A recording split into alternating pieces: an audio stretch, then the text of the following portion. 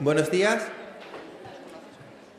Bueno, pues vamos a dar comienzo a la mesa redonda que tiene como título La ciudad como plataforma de movilización. Formamos la mesa 5 personas de 5 proyectos diferentes que un poco vamos a abordar tanto el tema de la participación juvenil como pues un poco pues explicaros el proyecto en el que participamos, ¿no? Voy a presentar brevemente la mesa. A la extrema izquierda tenemos a Sergio, del colectivo Juventud Sin Futuro. A la izquierda tenemos a Seila, de la red social de crowdfunding Potslat. A mi derecha tenemos a Marian, de Tex Gijón. Y al fondo, a la derecha, tenemos a Diego, del colectivo Todo por la Praxis. Y presentando la mesa estoy yo, que me llamo Javier y vengo de la librería La Pantera Rosa. Entonces, bueno, pues comenzamos con Sergio. Buenos días, me toca a mí el bautismo de fuego. Que tuvimos un debate en Juventud Sin Futuro sobre si debíamos participar o no en esta mesa, puesto que como movimiento social y al margen de todo lo que tiene que ver con la administración, pues claro, se nos habían invitado a unas jornadas institucionales y parecía un poco paradójico que nosotros como movimiento social estuviésemos presentes aquí, lo que al fin y al cabo termina por ser uno de los diferentes tentáculos de la administración, esa misma administración que de alguna forma u otra los movimientos sociales luego nos reprime en la calle. Pero bueno, creíamos que era bueno aceptar la invitación, puesto que así nos permite establecer un pequeño contradiscurso y, en el caso, que no lo sé, de que aceptemos el dinero, donarlo a pagar multas y, con el propio dinero de la administración, pagar las multas que ella nos impone.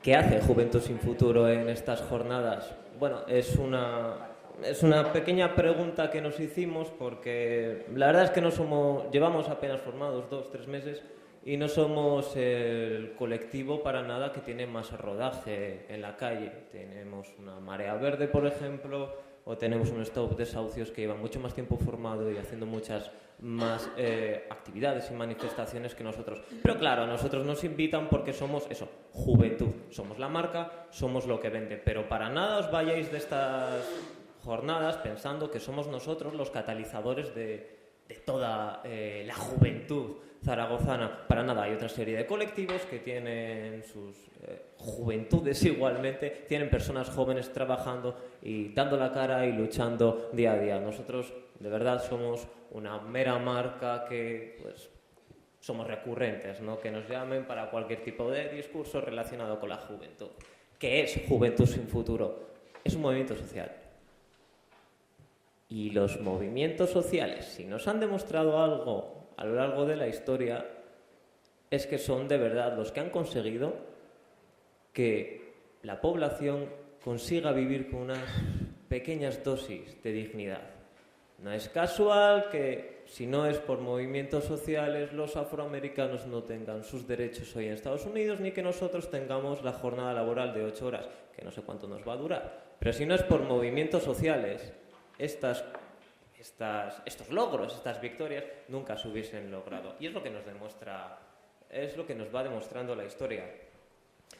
Claro, me diréis, bueno, no solo los movimientos sociales, hay una serie de instituciones, ¿no?, que han abrazado toda una serie de medidas y que han creado ese estado de bienestar. Pero pensad que este estado es más bien breve, corto. Se forma en la posguerra de la Segunda Guerra Mundial y dura bien poquito porque, como bien sabéis, en los años 70-80 empieza una contrarreforma neoliberal que empieza a cargarse ese estado de bienestar.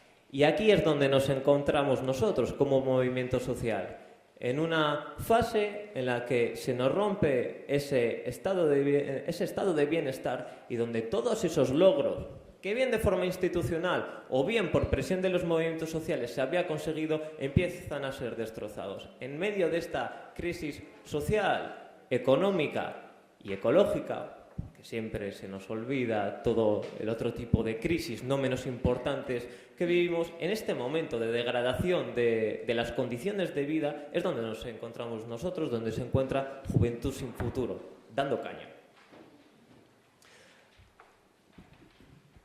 Perdón.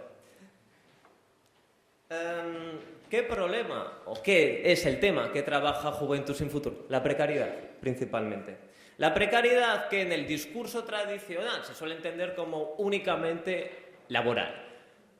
Pero para nosotros no es así. Juventud sin Futuro entiende que la precariedad es el nuevo estilo de vida, ¿no? El nuevo modus vivendi. Y se fundamenta en 3 figuras para nosotros. Una sería la inseguridad. Inseguridad cotidiana, frecuentemente es cierto, laboral, ¿no? Uno tiene que ir encadenando trabajos temporales y pues seguramente por facilidad de despidos pues, tenga que ir de un sitio para otro. La segunda figura sería seguramente la flexibilidad, que donde mejor se traduce es en movilidad geográfica. Parece que tenemos que estar siempre disponibles nosotros a ir a donde se nos llame y aceptar un trabajo en las condiciones que sea y donde sea. Y aquí lo que mejor ilustra este sentido de la flexibilidad son las maravillosas declaraciones de la COE el año anterior. Tengo aquí la referencia que salió en el periódico El Mundo en febrero del año anterior, que decía que había que aceptar trabajos hasta en Laponia. Da igual, usted se marcha de su país, deja su contexto social, lo que importa es que usted produzca, no nos importa cómo ni dónde. Y la tercera figura que configuraría este marco de la precariedad sería la indefensión. Se nos está cayendo el estado de bienestar, no tenemos sanidad, no tenemos educación y pronto no tendremos pensión. Y los jóvenes, además, no tenemos curro. ¿Cuál es el mejor ejemplo de la precariedad sobre el que se trabaja bastante desde Juventud sin Futuro? La becarización de la economía. Hoy la figura del becario no nos sorprende, es habitual, todos hemos sido o somos becarios y para nada está bien regulado y seguramente sea eso el mejor ejemplo de estas 3 figuras. El becario no tiene un contrato de trabajo, hace lo que buenamente puede y lo que le manda la empresa queda a su merced. Es casi más un contrato feudal, aunque yo creo que muchos contratos feudales serían mucho mejores que estos contratos de becario. No tiene seguridad social ni subsidio por desempleo. Claro, esto a la empresa le viene genial y hace que, por ejemplo, muchas plantillas no se estén renovando, ¿no? A que se jubila alguien, pues bueno, metemos en ese puesto de trabajo a un becario que está muy motivado porque es la primera vez que entra al puesto de trabajo, va a hacer las cosas por 4 duros y sin seguridad social. A la empresa le conviene mucho. Por lo tanto, como veis, es una nueva forma de vida que, pues eso, nos obliga a malvivir para poder sobrevivir, para poder ir tirando en el día a día. Parece además que la juventud, ¿no? Tiene que tener, para poder iniciarse en el mundo laboral, tiene que estar llenándose de barro hasta las cejas, ¿no? Tiene que aceptar en principio esta serie de contratos, ignominiosos muchas veces, para ir tirando y, si acaso en un futuro, ir subiendo en el escalafón social hasta conseguir un trabajo digno, no sé si a los 30, a los 40 o a los 50 años. Problema de la precariedad. Perdonad que vaya rápido, pero hay toda una mesa por delante que tiene que hablar, no solo yo. Son, por supuesto, todas estas líneas que hemos ido describiendo, ¿no? Que desde los 70 se fomentan y que en España pues, sus máximos estandartes han sido, por supuesto, los partidos políticos PSOE y PP, que han ido imponiendo, pues ya sabéis, es todo muy palmario, privatizaciones y reformas laborales. A los jóvenes y a toda la población española nos quieren imponer pues, un sistema económico y social de pues, sol y playa, ¿no? El capitalismo de Eurovegas. Esto significa que que nos vamos a convertir en el patio de recreo de una serie de empresarios, especuladores y corruptos. Como nos dicen nuestros compañeros de Occupy Wall Street, la dictadura del 1%, básicamente. Esto, si a los jóvenes nos obliga a algo, o al menos es el discurso que se suele dar, es al exilio. No podemos nosotros, es que no podamos, es que nos parece ignominioso tener que aceptar estas condiciones de becariado que no nos llevan a ningún sitio, que no nos dan para sobrevivir, que estamos explotados. ¿Cuál es nuestra salida? Parece que es irnos fuera. De ahí que nosotros sacásemos la campaña No nos vamos, nos echan, que se siguió de forma magnífica por toda España. Claro, esto conlleva un problema porque es muy habitual. No, yo me voy fuera, voy a buscarme el curro, la vida en otro país, como si en otros países no tuviesen las mismas formas de precariedad y las mismas condiciones de trabajo horrorosas. No es inhabitual que si consultáis, me voy a referir más a los jóvenes de la sala, si consultáis a vuestros colegas que se han tenido que ir fuera, igual ellos son ingenieros en telecomunicaciones, pero están trabajando de camareros en Alemania, ese maravilloso país de la prosperidad y los mini-jobs. Y es que al fin y al cabo la precarización es una forma de vida que se extiende por todo el planeta. No nos dejemos engañar por índices o marcadores económicos que de verdad no miden de verdad las condiciones sociales. Pensad que la India está subiendo en escalafón de las nuevas potencias a base de trabajo precario, porque no hay otra cosa. ¿Qué hace Juventud sin Futuro frente a todo esto? No penséis que solamente venimos aquí, damos el discurso, criticamos y luego nos vamos. No, para nada. Juventud sin Futuro, aparte de protestar, aparte de denunciar, intenta crear una serie de redes de colaboración para intentar soliviantar de alguna forma todos estos grandes problemas de la vida cotidiana. Por ejemplo, nosotros en Zaragoza estamos intentando tomar el modelo de Madrid de la oficina precaria. Es una oficina creada todo por colaboradores en la que se da todo tipo de asistencia legal, jurídica, a personas que han tenido problemas en sus lugares de trabajo. Ante todo también se denuncia, por supuesto, esta forma de malvivir del becariado. Se ha conseguido incluso en Madrid que se readmita gente en sus puestos de trabajo. Y por último, y para ya dejar de dar la chapa y que hablen nuestros compañeros, si denunciamos algo, es este peligrosísimo discurso del pensamiento positivo que se nos está inoculando poco a poco. Y para que me entendáis, nos referimos a esta sensación de que hay que ser optimista ante todo, toda la mierda que te tiren encima, todos los cubos de basura. No te preocupes, tú sonríe y tira para adelante, que eso te va a ayudar. Estamos asesorados en nuestra vida diaria por una serie de coaches, por una serie de psicólogos que nos dicen: te despiden del trabajo, sonríe, encontrarás otro. Parece que ahora el que te despidan del trabajo es algo meramente individual. Es que no has sonreído suficientemente en tu vida, tío. Tienes que poner una cara buena y, si hace falta, bajarte los pantalones y tirar para adelante. No pasa nada. No es así. No es así. Nuestra vida diaria está condicionada por toda una serie de condiciones más generales, sociales y económicas. Que no nos vengan intentando inocular este discurso fácil y simplón de que todo es culpa nuestra, de que es fácil encontrar algo en tu vida simplemente sonriendo. Nos parece una forma cínica de engañar a las personas y de, al fin y al cabo, seguir promoviendo un discurso individual muy liberal que para nada hace hincapié en lo colectivo. Me callo, siento esta chapa, dejo paso a mis compañeros.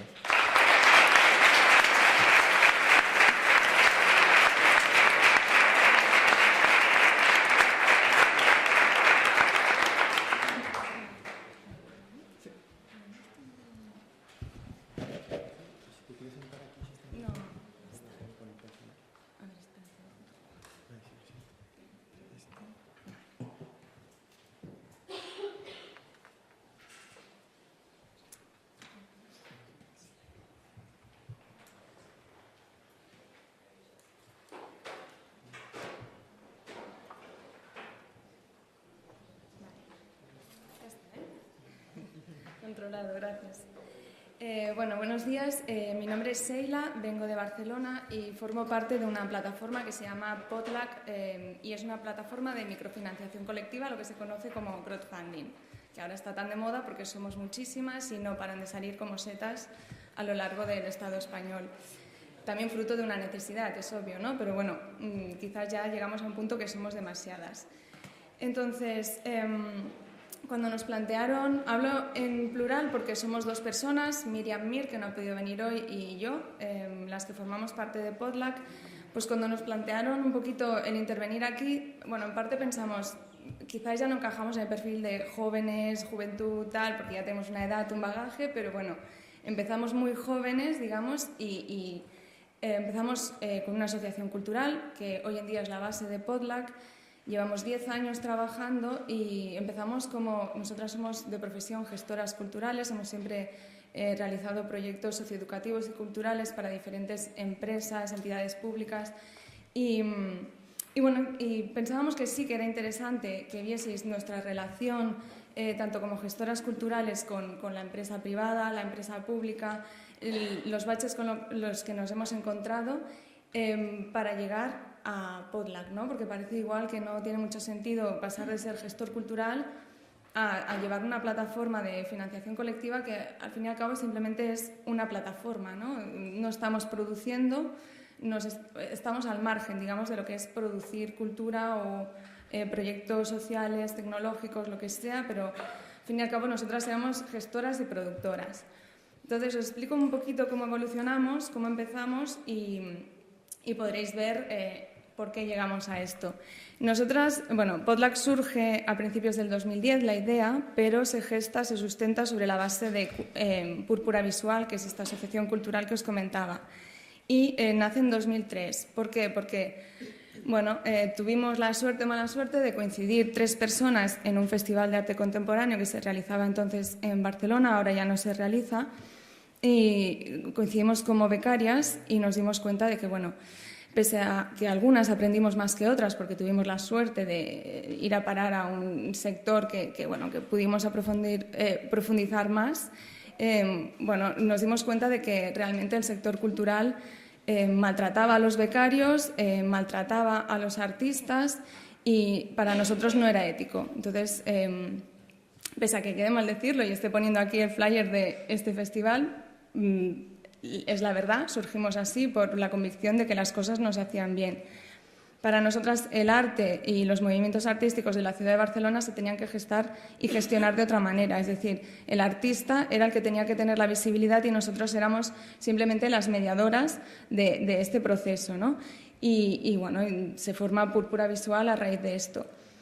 Nuestra primera intervención fue bastante arriesgada, pero bueno, nos lanzamos con todas a ello e hicimos Samo, que fue una edición de un encuentro de escritores de graffiti en Barcelona. Y bueno, reunimos a casi todos los grafiteros del momento, gente que ahora es bastante conocida, y trabajamos con 3 distritos del barrio de Barcelona. Tuvimos la suerte entonces de poder contar con el apoyo tanto institucional como económico del Instituto de Cultura, del Ayuntamiento de Barcelona y de Distrito. Entonces, bueno, esto nos facilitó mucho las cosas y también tuvimos la suerte para ser nuestro primer evento que realizábamos de contar con financiación privada, que esto, bueno, ahora es imposible, en aquel momento era difícil, pero bueno, lo conseguimos. Paralelamente entramos a formar parte, quizás por todos estos logros que tuvimos tan rápido, del Consell de Joventut de Barcelona, que es el Consejo de Juventud de Barcelona. Directamente nos pasaron a la fase 2, entramos en un vivero de asociaciones porque nos consideraron como bueno, las megacracks del tema económico, ¿no? Que podíamos conseguir tanto subvenciones públicas como privadas muy fácilmente. Aquello consistía en ir pasando fases hasta que tú te hacías autosuficiente para poder tirar hacia adelante.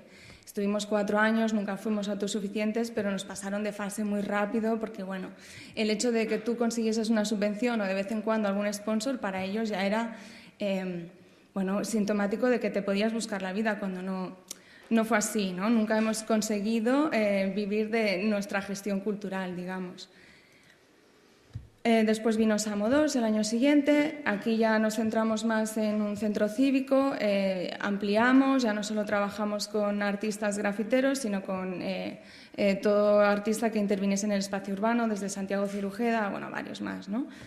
También contamos con instituciones públicas y privadas para darnos apoyo económico. Pero ¿qué pasó? Que en aquel momento, pues no sé si os suena la famosa ley del civismo que promovió Joan Clos, entonces el alcalde de Barcelona, que prohibía bajo multa pintar en las paredes de Barcelona. Multas además excesivas de 800 euros.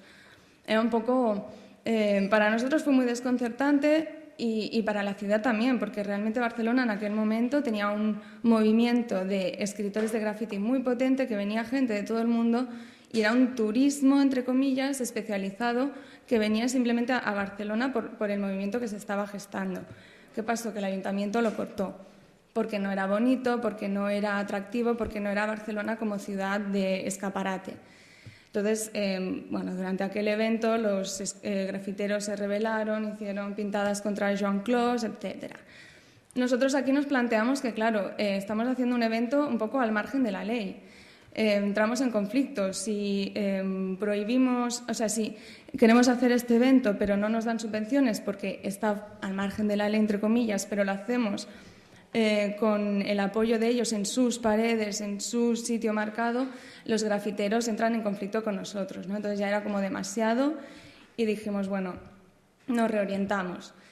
Y somos muy creativas, la verdad, todo lo que cae en nuestras manos nos lleva a hacer millones de cosas y organizamos una serie de ciclos de diálogos sobre momentos puntuales que están de especial relevancia o sobre artistas. Por ejemplo, el primero fue sobre Borges, que coincidía con el aniversario de su muerte.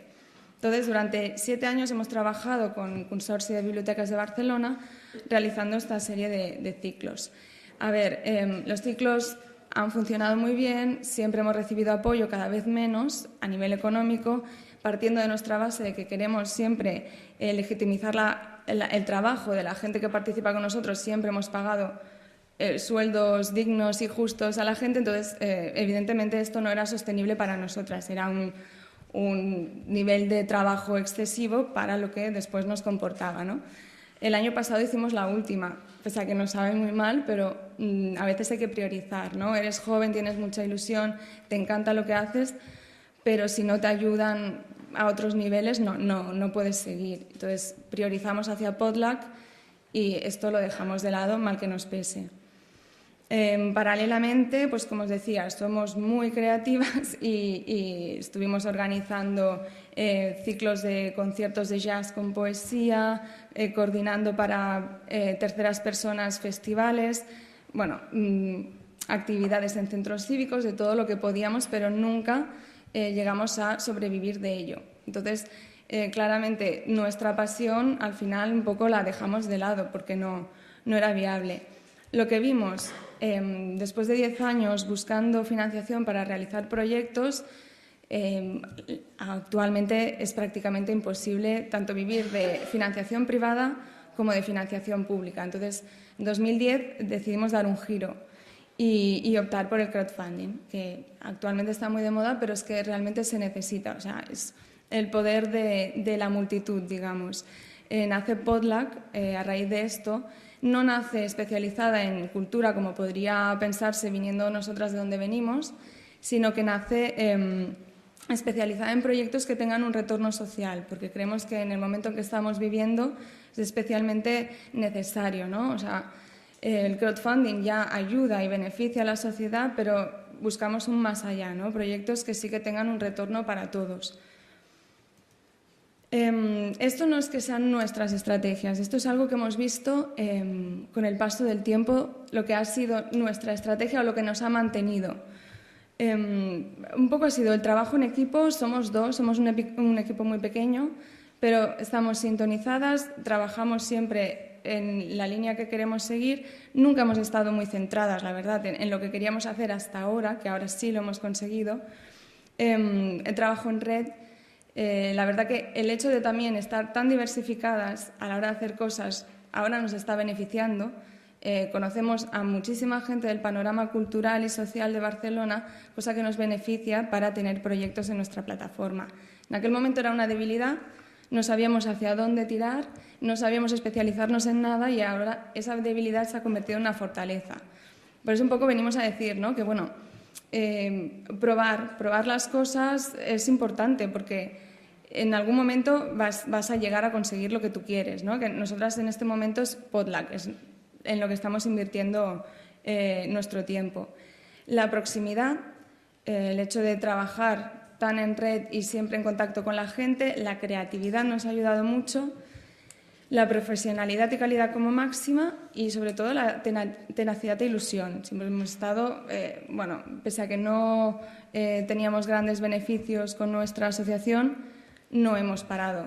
O sea, nos gustaba lo que hacíamos, ¿no? Por eso es una pena que muchos jóvenes que les gusta lo que hacen, que tienen un objetivo, no puedan llegar a lograrlo porque no hay medios. Entonces, quizás de todo esto vino el hecho de crear Potluck, ¿no? Ya no es nuestro modo de vida a la larga, sino que es el hecho de ayudar a otra gente a que sus proyectos se lleven a cabo. Nosotras ya llegamos a un punto que nuestros proyectos no tiraban adelante, no había ayudas, entonces creemos que mediante esta plataforma estamos ayudando a otra gente a poder seguir y a continuar. Y bueno, y la fidelidad en nuestros valores ha sido también básico. Nosotras somos una plataforma de crowdfunding, nos llegan muchísimos proyectos que se quieren financiar a través nuestro porque es normal, hoy en día todo el mundo necesita dinero, pero si no entra dentro de los valores de lo que es nuestra plataforma y dentro de los valores de nuestra forma de trabajar, no se publica ese proyecto. Y nada más, básicamente es esto. Teníamos que ir muy rapidito, yo creo que he ido demasiado rápido, pero bueno, es que somos muchos. Ya está, luego si queréis comentamos algo. Gracias.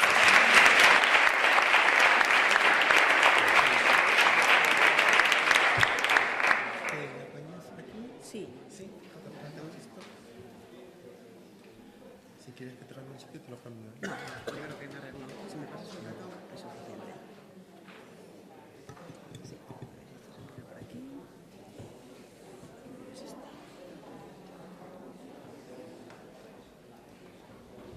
Esta no. Vamos a ver.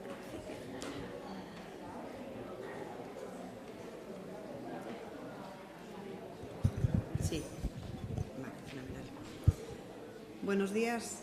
Mi nombre es Marián García Prieto, yo soy profesora de Ingeniería en la Escuela Politécnica de Ingeniería de Gijón y, bueno, pues siempre me gusta mucho la docencia, me gusta, bueno, explico cosas muy duras de ingeniería y siempre, bueno, comentando con compañeros, siempre te queda la duda de si haces todo lo que puedes por tu entorno. Eso, yo doy clase de soldadura y clase de teoría de estructuras.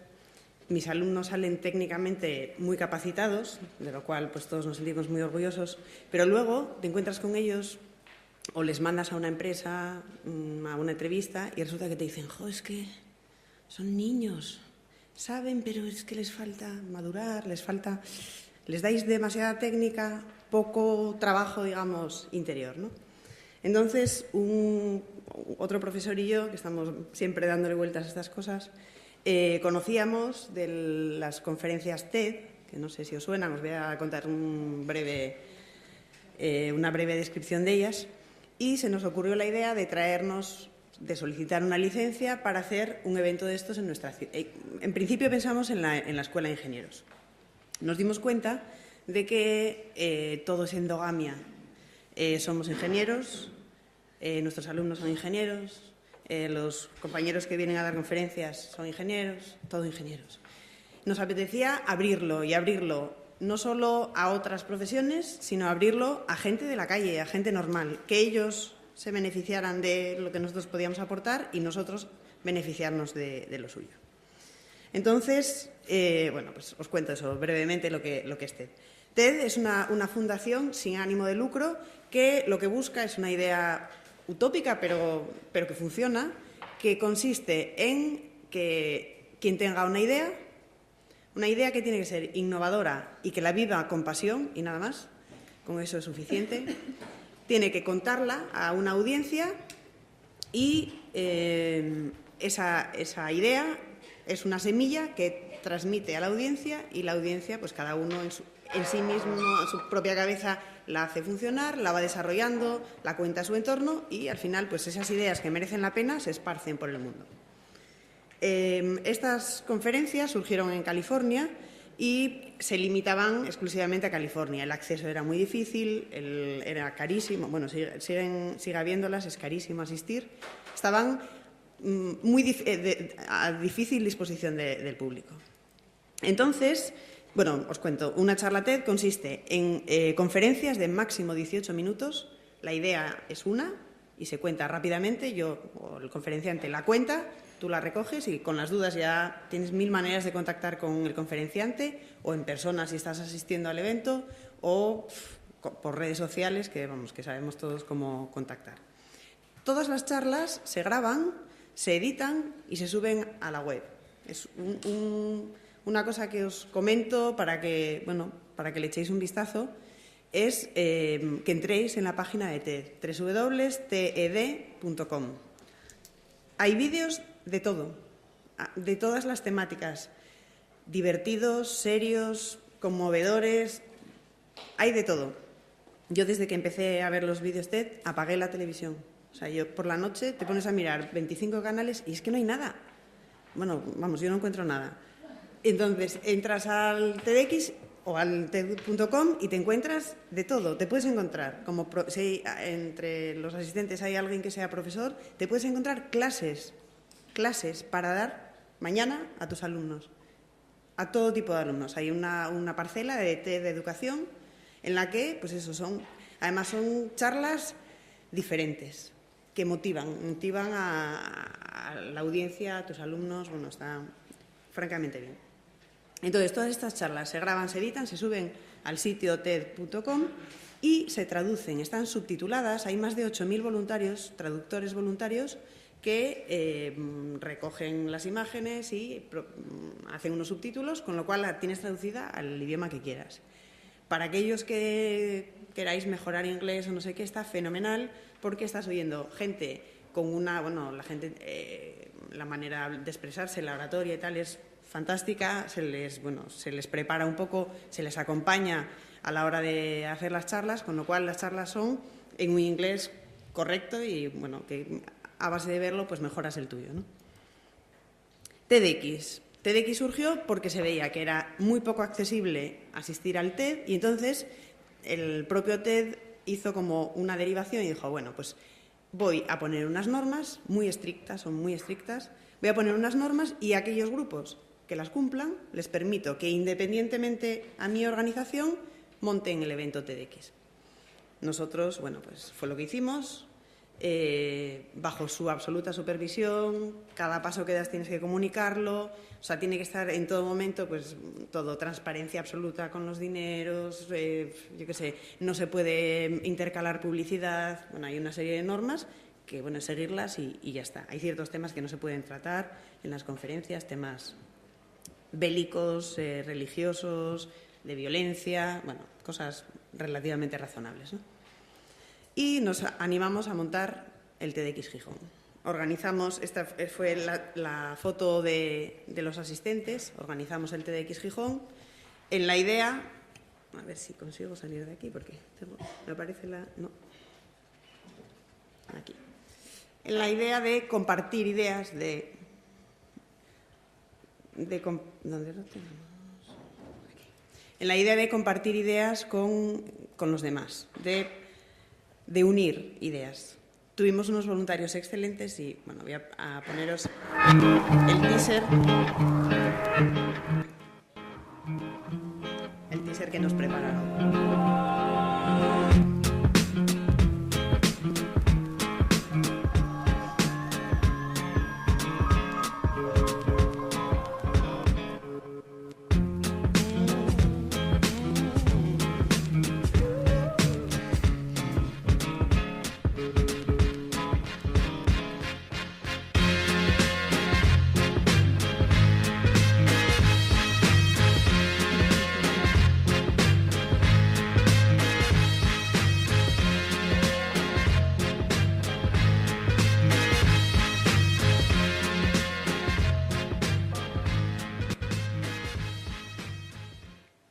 era un poco la idea, ¿no? Vaya, que vuelve a funcionar. A ver, ¿dónde estaba? Aquí. Bueno. Seguimos.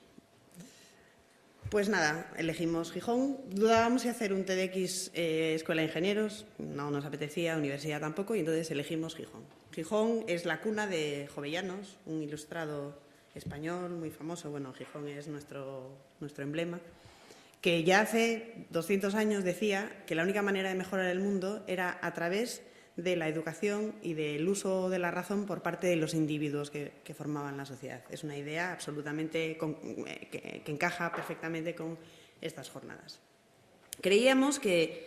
Sentíamos un poco que la manera en que estábamos enseñando a nuestros alumnos era a vivir una vida de conductores de tren. Se despiertan por la mañana, suben al tren, salen de una estación, saben a cuál tienen que llegar, las paradas intermedias, la hora a la que tienen que llegar. O sea, es una vida que la vive otro. Tú solo te acoplas a ella, ¿no? No nos apetecía. No queríamos esto. Queríamos, enseñarles a vivirla como un surfista. Saber más o menos hacia dónde te quieres dirigir, pero tomarte tu pausa, elegir la ola, tantearla, disfrutarla, ¿vale? Queríamos algo así. El lema que elegimos fue Cambiando el futuro. Aquí estamos los organizadores, que es una mezcla de gente, alumnos, profesores, gente que enamorada de TED, que se enteró de que lo íbamos a hacer y vino a colaborar. Y bueno, hicimos de todo, desde pintar las letras, de todo. O sea, el teaser ese que acabáis de ver, hemos hecho absolutamente de todo. Elegimos 13 speakers. No son gente conocida ni gente espectacular, sino gente que tiene una idea interesante en la que cree. Hemos tratado temas de arquitectura, de cooperación, de nuevas tecnologías, de educación, dirigido un poco a adolescentes, a cómo tratar la adolescencia, comunicación, literatura, motivación, emprendimiento, música, física y medicina, robótica, superación y surf. Un poco relacionado con esa idea de vivir la vida como un surfista, pues llamamos a Hugo para que nos contara cómo vivía un surfista el hecho de montar una ola, ¿no? La jornada se desarrolló bajo el agua, o sea, fue el día que más llovió del mundo, pero bueno, el entorno es fabuloso. No sé si conocéis la Universidad Laboral de Gijón. Si no la conocéis, tenéis que ir a conocerla. Y fue un día impresionante. Un día súper bonito. Trabajamos desde septiembre en el proyecto y esto fue el 18 de mayo. Fueron meses de horas añadidas al trabajo, porque esto era ocio para nosotros, o sea, era un hobby. Eran horas y horas, pero podíamos haber invertido 15 más y todavía estaríamos en deuda. Fue una jornada preciosa, con una gente con una motivación y una gana increíble. Y y además todo más o menos nos salió bien, con lo cual tuvimos un chico que nos hizo un resumen de las ponencias en directo y, este es el resumen de una de las jornadas. Fueron tres sesiones. Una de las sesiones está aquí resumida con la caricatura y todo lo que iban contando. Queríamos implicar a la ciudad y para eso lo que hicimos fue, en vez de invertir en publicidad, porque los tiempos no están para ir pidiendo dinero por las casas, porque la excusa es fabulosa, hay crisis, no podemos daros nada, lo que se nos ocurrió fue ir a los colegios. Fuimos a los colegios, al curso de segundo de primaria, propusimos en todos los colegios de Gijón un concurso. Los niños hacían su dibujo de cómo se imaginaban el futuro y nosotros les íbamos a dar un premio. Al final dimos 2 premios porque uno de los niños tiene una discapacidad, nos presentó un dibujo espectacular, impresionante y forzamos un poquito, sacamos de donde no teníamos y conseguimos en vez de una bici 2 para darles 2 premios. El hecho de haber montado el concurso nos dio a conocer entre muchísimos padres de esa etapa. Es una etapa en la que los niños todavía están muy protegidos, muy seguidos. Vinieron padres, abuelos, los tíos, todo el mundo a ver lo que pasaba en la Universidad Laboral, que llamaban a sus niños, ¿no? Fue, muy bonito. También, en la idea de que queremos cambiar el futuro, tenemos que contar con los niños, ¿no? Y la jornada finalizó en el Jardín Botánico y plantamos un árbol. Plantamos un árbol que, simboliza un poco que vamos a, a crecer, el futuro, la semilla que transmitimos, un montón de cosas. El público se nos fue la mayoría porque había llovido mucho, pero estuvo realmente bien el acto. Y nada, tenemos todas las ponencias que tuvimos, por si os interesa, os apetece verlas, las tenemos colgadas en nuestra página web, que es tdxgijón.com. Y, bueno, pues hay algunas que son cortitas, con lo cual, bueno, pues si tienes 15 minutos mientras te mueves en el transporte o en cualquier momento, pues me parece que merece la pena escucharlas. Y os voy a poner otra cosa en la que implicamos a la ciudad, que fue muy divertido, que fue un flash mob que hicimos en Gijón.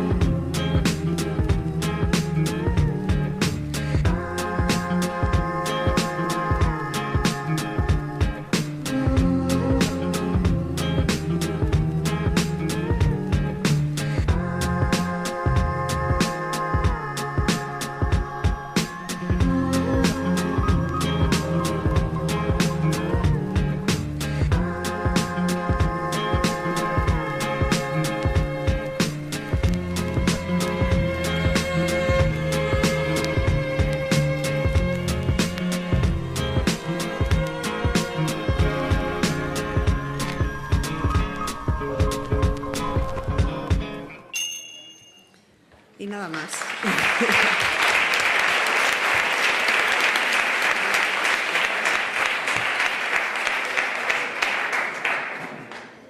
Pensaba dejarte 18 minutos, como...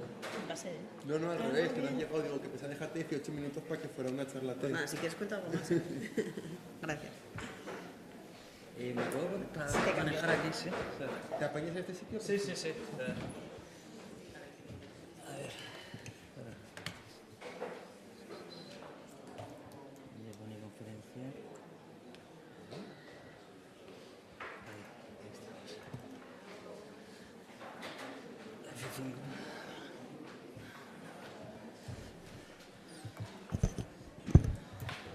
¿Estoy ahí? Sí. Hola, yo soy Diego, de Todo por la Praxis. He traído una conferencia demasiado larga y además soy bastante indisciplinado. Espero que me cortéis porque no suelo regirme un poco a las normas, entonces cortarme. Yo creo, si no se entiende un poco, ya sabéis que está todo en la web, tenemos toda la información, luego nos podemos tomar una caña y podemos hablar con la calma tranquilamente fuera. Os cuento un poco y voy a ir un poco rápido, precipitado, por esto que os digo que he traído como la charla muy larga. Nosotros somos un colectivo de Madrid, nos llamamos Todo por la Praxis.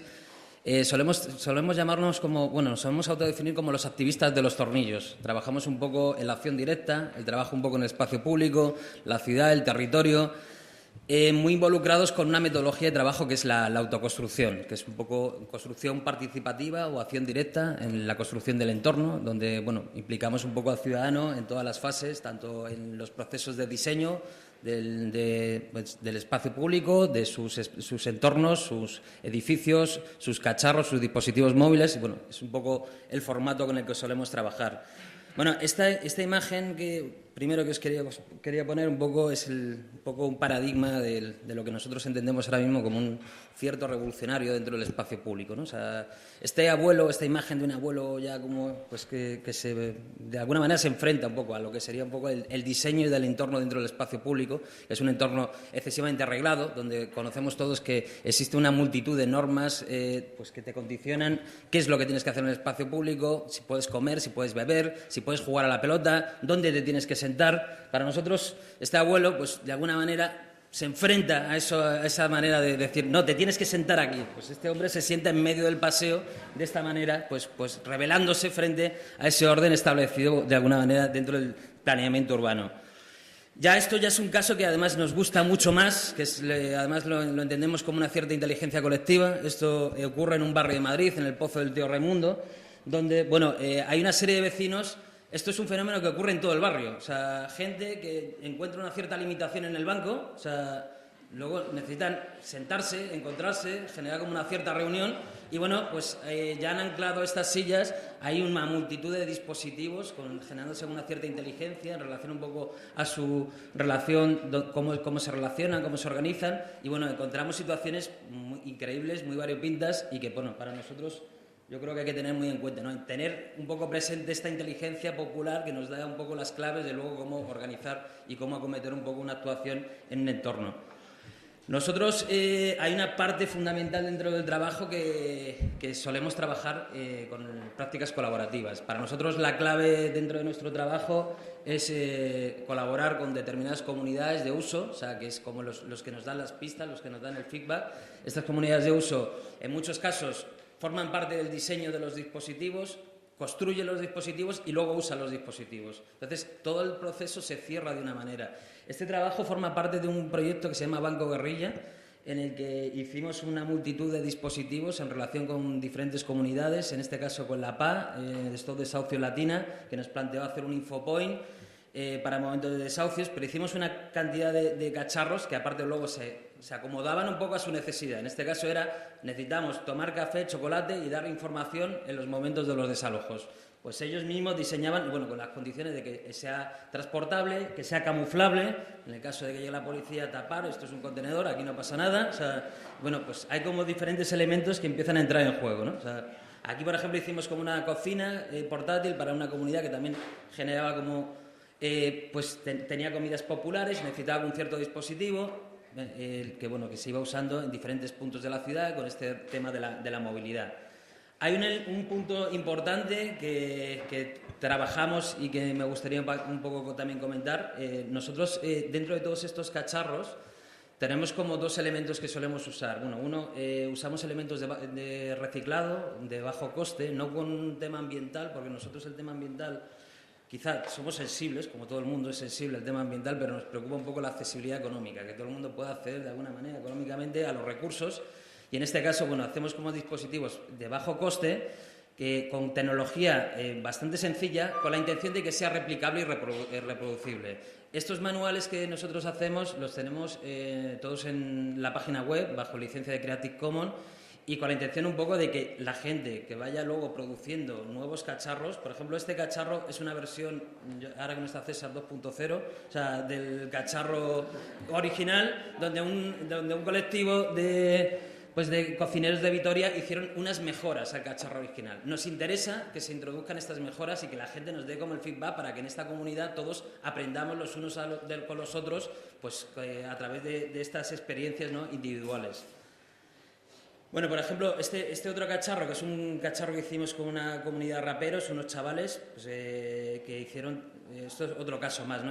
Pedían simplemente un elemento para amplificar y hacer un micrófono abierto en su barrio y poder guardar las cervezas y camuflarlas en el caso de que llegue la policía. Bueno, pues se hace y se acomoda un poco el diseño a estas cuestiones. Otros dispositivos para gente que quería dignificar un poco la recogida de la comida de basura de los contenedores, ¿no?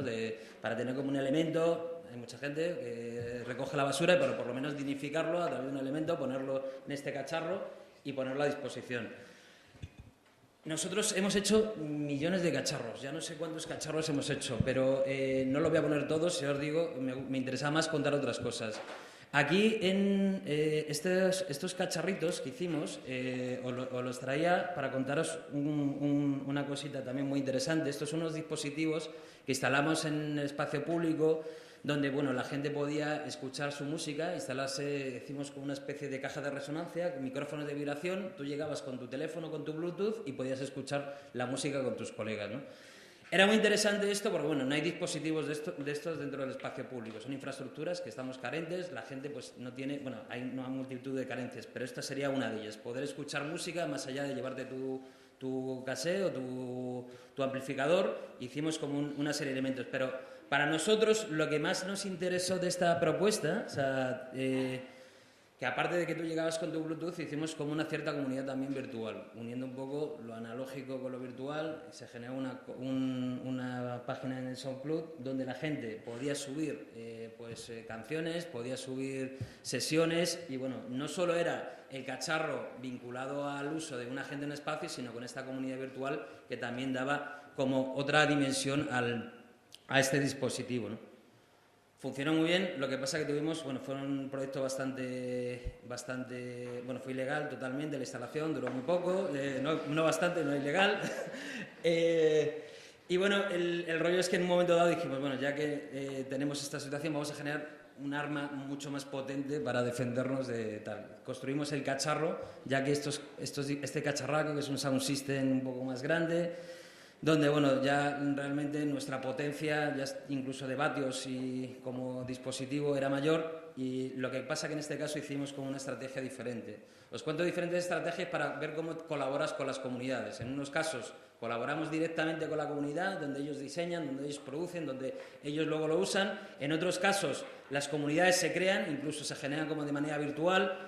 Y en este caso, nosotros hicimos este cacharro y lo ponemos al servicio de la comunidad. Decimos, oye, ¿quién quiere usarlo? Nosotros gestionamos este cacharro, sacamos un convenio de cesión de uso para diferentes casos, ¿no? En un momento determinado, por ejemplo, esta gente es un colectivo de Madrid que es Paisaje Transversal, que tiene un proyecto de intervención en un barrio y hacía una actividad donde, bueno, ponía un poco, presentaba su iniciativa dentro del barrio y necesitaban el sound system. Nosotros le cedemos el sound system. Ha ido a fiestas populares de barrio, ha ido a un montón de actividades, a centros sociales que nos han pedido un poco este cacharro, y bajo la figura del convenio de cesión nosotros lo ponemos un poco al servicio de los diferentes colectivos. Otro de las cosas que nos interesan mucho, o sea, y que yo creo que es un poco la base también de nuestro trabajo, es el aprendizaje colaborativo. Nosotros lo vemos aparte esto de una manera muy analógica, porque nos planteamos en un formato taller, nos juntamos 20 o 30 personas de diferentes formaciones y nos planteamos un poco la construcción de unos determinados cacharros, ¿no? O sea, gente que viene con experiencia, gente que viene sin experiencia, gente que sabe soldar, gente que aprende a soldar in situ, o sea, viene un poco de todo, toda la gente aquí se remezcla y es muy interesante porque aparte de conocer un poco las técnicas de construcción, el aprendizaje colaborativo va un poco más allá, o sea, aprendes también otro tipo de enseñanzas, ¿no? Y para nosotros genera como esta comunidad de usuarios, o sea, esta comunidad de uso que se genera una cierta sinergia para nosotros es la clave, es fundamental, porque luego se producen cosas como estas, ¿no? O sea, en nuestro caso era un proyecto que era usar 5 contenedores de basura con una determinada serie de condicionantes para un centro social de Vic Y luego, bueno, cada uno aportaba sus saberes, ¿no? O sea, se hicieron un huerto móvil, se hizo una cocina portátil, se hizo un sound system, o sea, siempre nos gusta el sound system como arma y herramienta. Y bueno, lo fundamental, el uso, ¿no? El cacharro puesto en marcha, que para nosotros es la clave. Estos cacharros, si no tienen como esta puesta en marcha, tienen como este componente simbólico, que es importante, pero nos falta un poco la puesta en marcha y la puesta a punto de los dispositivos. Salto de tema a otro lado que no tiene nada que ver y lo cuento muy rápidamente. Este es un proyecto que llevamos 4 años con él, gigantesco, pero quería contar como un concepto como muy importante. Esas un poco estas acciones que nosotros les llamamos como micropolítica de lo cotidiano, como acciones de microurbanismo, que nosotros empezamos a hacer en Cañada Real. Cañada Real es un asentamiento informal a las afueras de Madrid, 15 kilómetros de largo, con una lucha vecinal de 40 años para la regularización del territorio, bueno, una cosa complejísima, o sea, con todo tipo de presiones urbanísticas que ha habido en el territorio y demás. Os lo cuento muy simplificadamente. En este caso, bueno, nosotros hemos intervenido aquí de muchas maneras, montando oficinas de asesoría jurídica, haciendo intervenciones de visibilización, haciendo construcción de equipamientos colectivos, pues plazas públicas, bueno, como en este caso.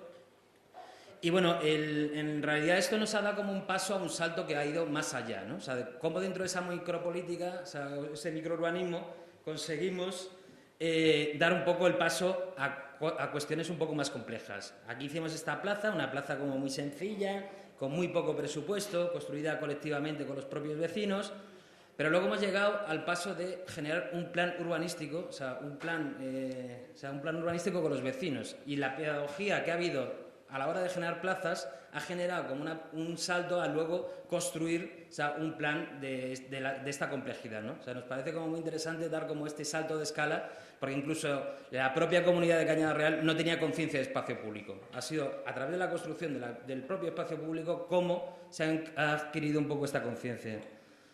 Rapidísimo. Bueno, lo de la construcción colaborativa es como constante dentro de nuestro trabajo. Esto es unas gradas que hemos hecho en el campo de la Cebada de Madrid.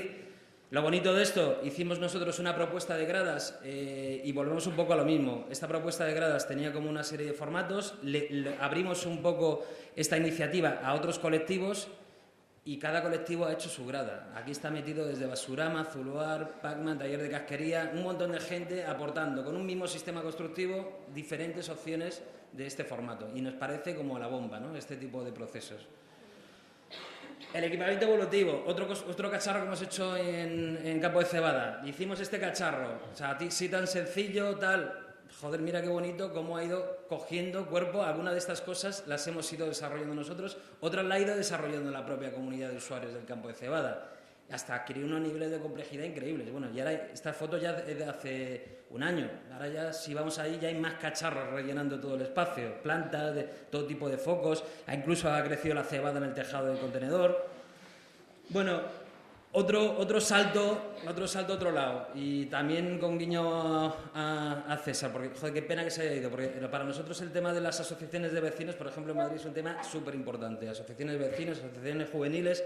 Este es un proyecto que hicimos con la Asociación de Palomeras Bajas, en Vallecas, para poner un poco en valor la importancia del movimiento vecinal en los procesos de transformación de la ciudad, que han sido claves. Ahora mismo las asociaciones de vecinos están en crisis, se han transformado, pero ahora tenemos las mareas ciudadanas, tenemos la paz, tenemos de todo. O sea, que ha habido un poco el paso de la asociación de vecinos a todo esto, que nos parece, vamos, capital. En cualquier caso, una anécdota. Nosotros intentamos plantear una intervención en este barrio, usando el eslogan "El barrio nuestro". O sea, esto fue una escultura que pagó la propia administración, pagó el Matadero de Madrid. O sea, pero luego intentamos instalarlas, porque las construimos con el dinero del ayuntamiento. Intentamos instalarlas 3 años. Este es el proceso donde 30 reuniones y 3 años, 30 reuniones muy resumidas, para llegar un poco a los permisos de cesión de instalación de estas letras en el espacio público.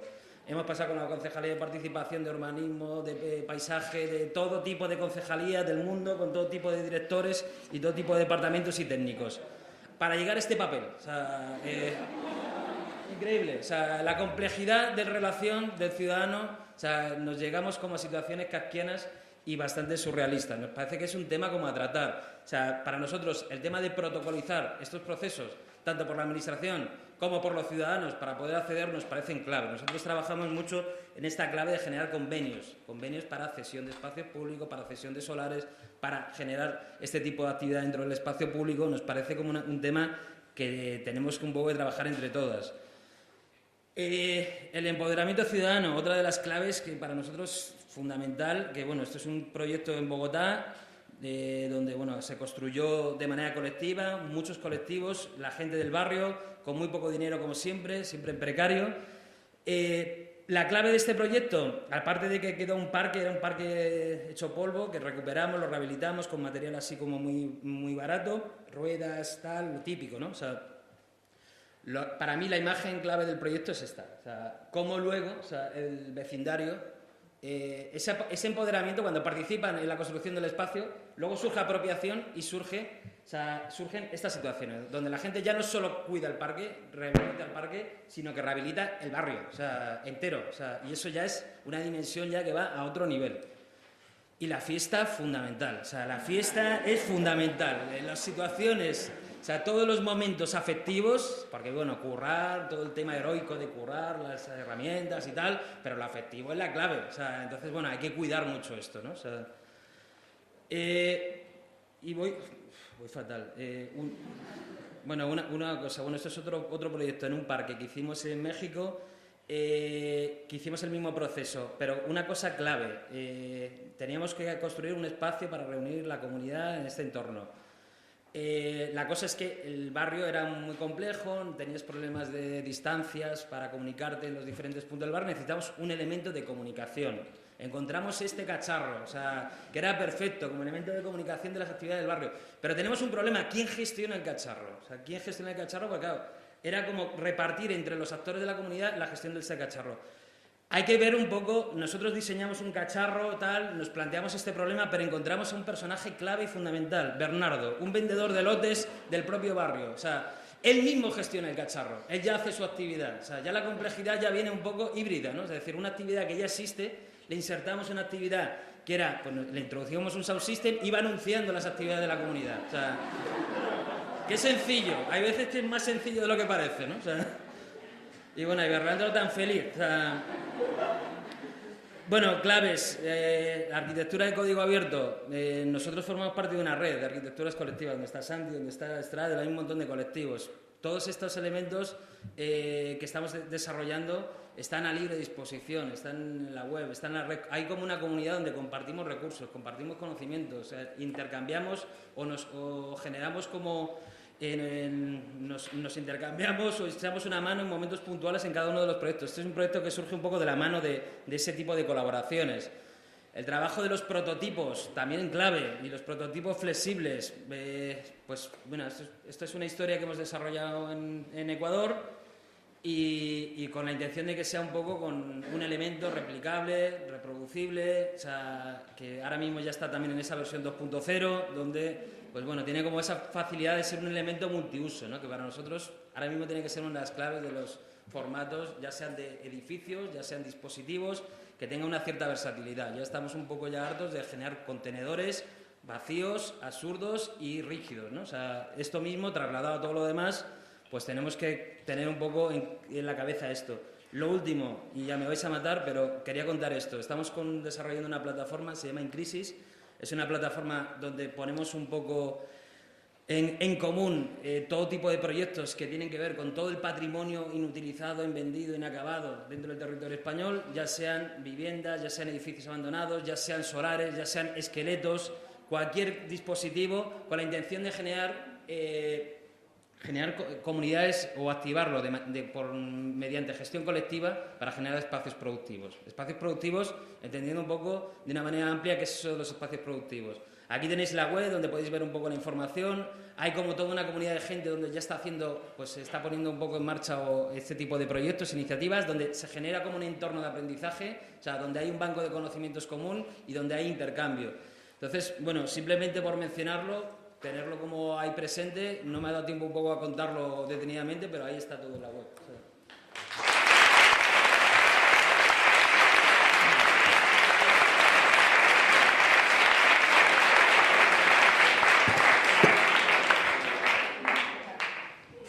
Pues aquí en Zaragoza tenemos un montón de pabellones que tampoco tienen mucho uso, hay cerca del río, igual aquí que hay gente del ayuntamiento os contratan y el lugar.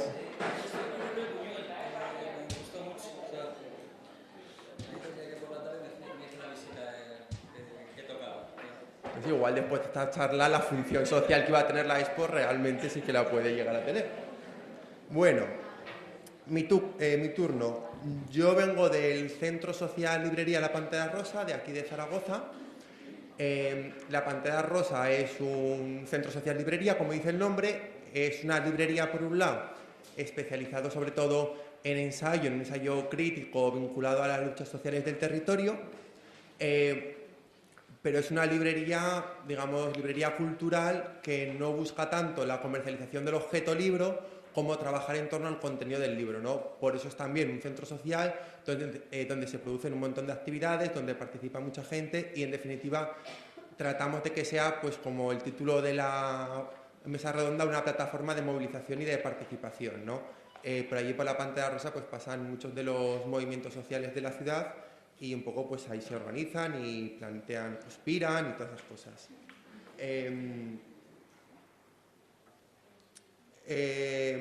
Yo vengo más que a hablar de la Pantera Rosa, vengo a hablar un poquito de participación. Yo creo que para entender el tema de la participación en estos momentos, primero tenemos que entender el contexto económico y laboral que tenemos, ¿no? Sobre todo si nos centramos en el tema de la juventud. Antes de la crisis y antes del 15M, pues la gente se movía, se organizaba, los jóvenes también, pero desde luego la irrupción de la crisis ha supuesto un salto cuantitativo y cualitativo al tema de la participación, ¿no? Además, lo que hace es transformar el paradigma de la participación. En los años 90 y en los años 2000, donde yo un poco son los años en los que he empezado también a participar así socialmente y tal, de alguna manera la centralidad de la participación estaba pues con tema de participación en ONGs, de solidaridad con las personas más desfavorecidas, de ONGs, voluntariado, etcétera, ¿no? La crisis eso de alguna manera lo transforma y de alguna manera ahora el sujeto protagónico de la participación no solamente lo hace con ideas de justicia, con ideas de solidaridad, con ideas de comunidad, sino también en defensa de sus propios derechos, ¿no? Porque, bueno, pues un poco como consecuencia del cambio del contexto. Aquí yo, por ejemplo, tengo un ejemplo personal muy claro y es, hace 14 años yo participé en un movimiento que era la Red Ciudadana por la Abolición de la Deuda Externa, que pedíamos la condonación de la deuda de los países más empobrecidos y a los que esa deuda les impedía el desarrollo. Ahora estoy participando y defiendo la condonación o el impago de la deuda de mi propio país, ¿no? O sea, de alguna manera, ahora la deuda impide el desarrollo de España, mientras que antes, pues desde España lo que veíamos en los países de América Latina, de África, de Asia, que les impedía la deuda de los países del norte, entre ellos el nuestro, ¿no? Cambia ahí radicalmente lo que es la participación de la ciudadanía, al menos en parte. En este sentido, el 15M pues, supone un antes y un después. Antes del 15M es verdad que se estaba gestando todo lo que explosiona ese día, que la gente comentaba, pues en este país algo tiene que pasar porque es muy raro que con la que está cayendo no suceda nada y de alguna manera pues el 15M supone la chispa y irrumpe una nueva manera de movilización. Pero bueno, el 15M pues es una primavera, se ocupan las plazas, la gente acampa, son nuevas formas de movilización, se politiza mucha gente, sobre todo mucha gente joven que hasta antes no había participado de manera activa en la movilización, pero bueno, eso que es algo más o menos coyuntural, deja paso a algo mucho más estructural, ¿no? Que es en el momento en el que estamos, que es la participación constante, continua y organizada de cada vez más personas, que es lo que cambia la crisis y es lo que hace que el 15M no sea una anécdota pasajera, sino que sea el comienzo de un proceso que no sabemos todavía dónde nos va a llevar, ¿no? Además, no solamente transforma la vida de muchas gentes que comienzan a participar, sino que transforma la propia movilización, así los propios movimientos sociales, que por un lado es verdad que, sobre todo los movimientos sociales de corte más alternativo, pues sí que tenían unas prácticas muy asamblearias, horizontales de participación, pero había otros colectivos, organizaciones sindicales, políticas, etcétera, que tenían estructuras mucho menos horizontales y que de alguna manera se ven afectadas por esta exigencia de participación directa de la gente. Pero también incluso los propios movimientos sociales más alternativos se ven transformados y de alguna manera, por lo menos es una percepción personal, pasamos de unos movimientos con un discurso muy endogámico, muy dirigido a nosotros mismos y sin realmente tener una voluntad de trascender a lo que sería la mayoría social, que no está con determinadas preocupaciones y tal, a realmente ahora en los movimientos sociales que surgen de mareas, etcétera, sí que calan en la población, sí que no son, o sea, han dejado de ser minoritarios pues, para tener una aceptación que las propias encuestas de los gobiernos, etcétera, reconocen que tienen mucha más legitimidad y mucho más apoyo social que las propias instituciones con todos sus mecanismos de propaganda, de comunicación, etcétera, a su servicio, ¿no? Y hay otra cuestión también que irrumpe, y es que se cuestiona de manera ya masiva, a través de estos movimientos, el propio sistema político, el propio modelo de democracia representativa, el propio bipartidismo. No, que esto es una cosa que antes quedaba como de segundo lado, como minoritaria, y ahora es mucho más generalizada, ¿no? De alguna manera, el modelo de democracia que teníamos y que antes parecía que más o menos bastaba a la mayoría de la población y que, como bien nos decían, no os quejéis que esto es mejor que el franquismo, pues ahora ese argumento ya no sirve y la gente requiere más, sobre todo porque ve que sus condiciones inmediatas de vida es que dependen de quién toma las decisiones. Todos estos movimientos pues pasan un poco por el espacio de la Pantera, pues podemos hablar de Stop Desahucios, podemos hablar de Marea Verde, de Marea Blanca, etcétera, donde la participación donde la juventud tiene una participación bastante activa, pues por ejemplo en el caso de la Marea Verde, pues tenemos que uno de los colectivos de Marea Verde más activos son los propios interinos, que una vez que entran en la lista de interinos, pues ya más o menos en su cabeza dicen, bueno, pues ahora es cuestión de estar una serie de años trabajando, acumulando puntos y ya en el futuro pues tendré la plaza de funcionario, no me voy a preocupar mucho más y ahora cuando ven el ataque masivo de recortes, etcétera, en el tema de la educación, ven peligrar su propio medio de subsistencia y se movilizan de manera muy, muy activa, ¿no? Y de hecho las huelgas sobre todo son especialmente impulsadas por el colectivo de interino que es mayoritariamente joven.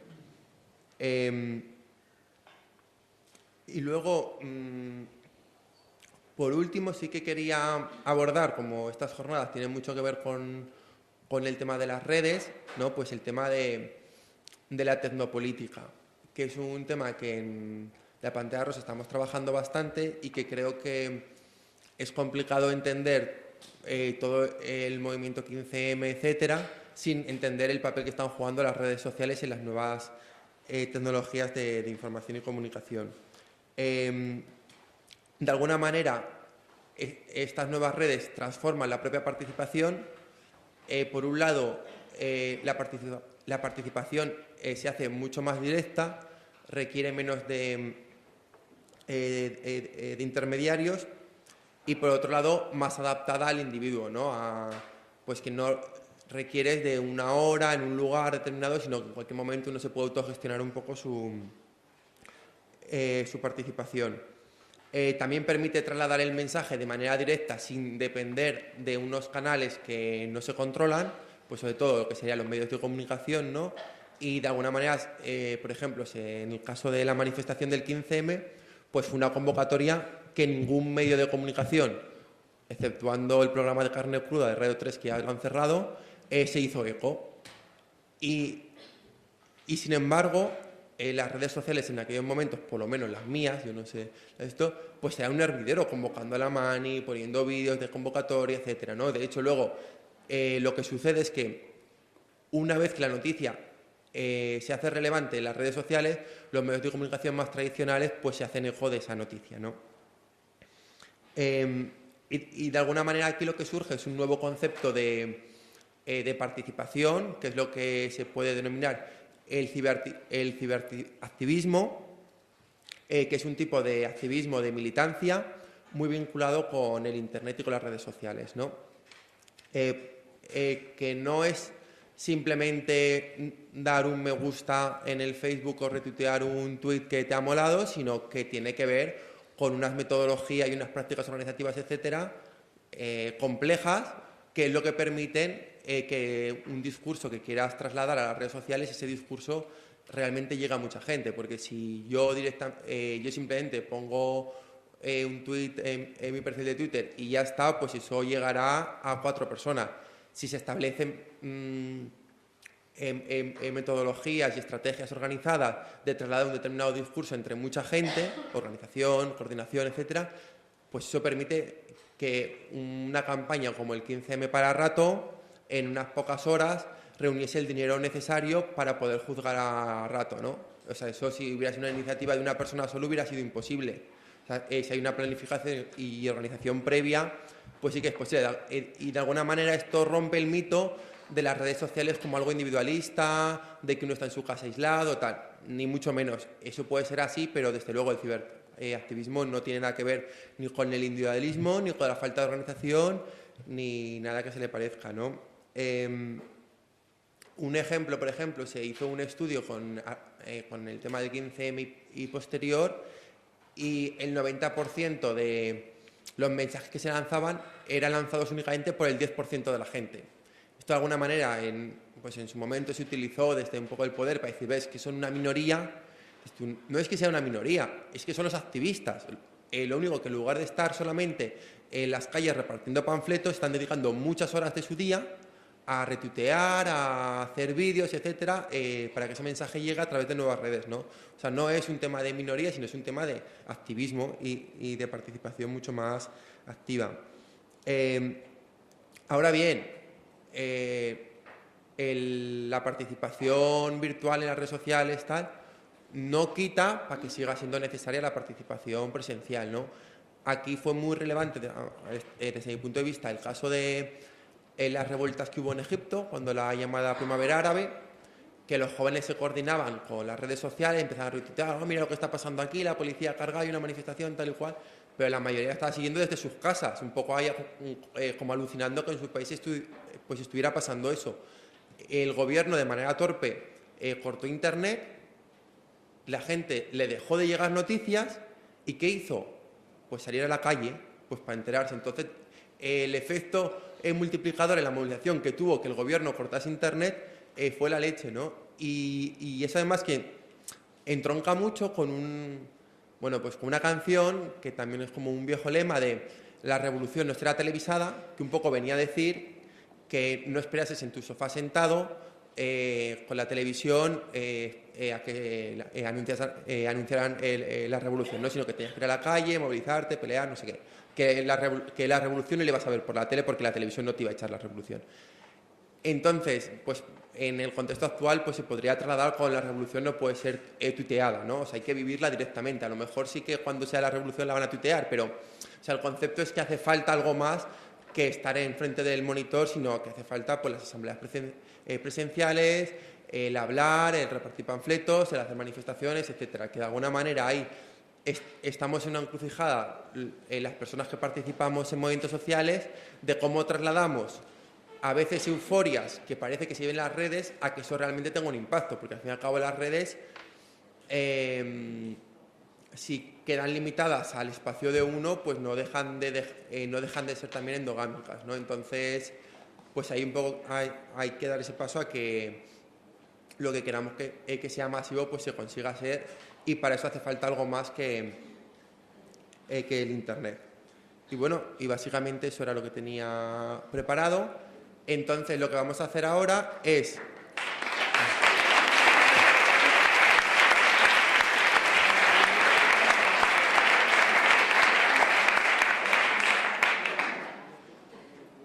vamos a dar un turno de palabras y bueno, cuando haya 3 o 4 palabras pues ya responderemos desde la mesa a las preguntas que se hagan. Entonces me levantéis la mano y yo voy anotando.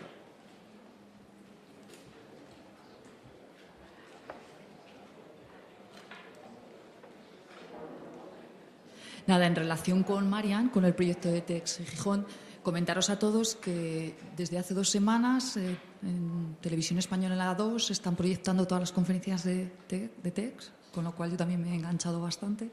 Y vi que anunciaban un programa nuevo sobre TED los domingos a las 3, por si alguien está interesado. Nada, solo era eso. Y gracias por todo, la verdad es que me parece súper interesante.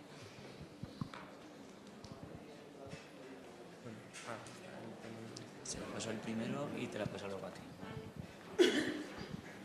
Hola, yo trabajo en una casa de juventud, entonces me podría considerar dentro de la administración frente a vosotros, pero me gustaría saber cómo vosotros veis las posibles colaboraciones de vuestros proyectos, que me han parecido muy interesantes, con entidades como las nuestras.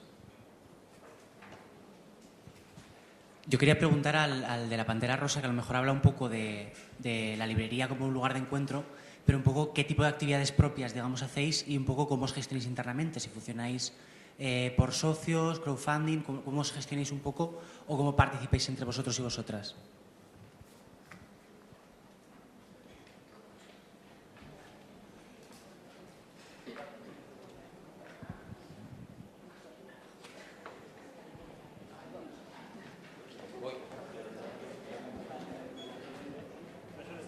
Hola, buenos días. Dentro del turno rápido de preguntas, quería pedirte, Seila, por favor, que nos precisases un poco más realmente cuál es esa plataforma Potlatch concretamente. Ha sido muy interesante ver el origen pues, que tuvisteis, cómo habéis funcionado y qué tipo de escollos habéis tenido que afrontar con el tema de financiación. Pero pensando un poco en que no has elegido además el nombre Potlatch por casualidad, pensando en qué significa, de dónde viene, quizá lo puedas explicar a la sala y, en resumidas líneas, contar un poco qué plataformas y qué herramientas ponéis en juego.